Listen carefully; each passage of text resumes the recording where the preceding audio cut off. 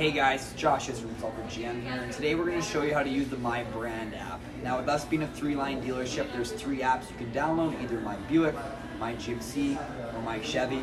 Today we're going to show you My Chevy. So all you have to do is find the app in your phone. Give it a click. Give it a second to load here.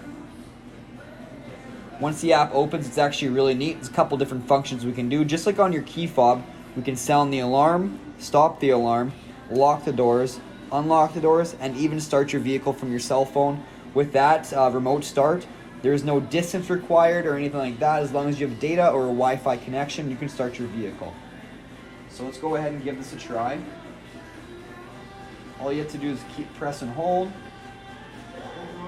The signal has been sent. And now we're going to see if that cruise starts on up.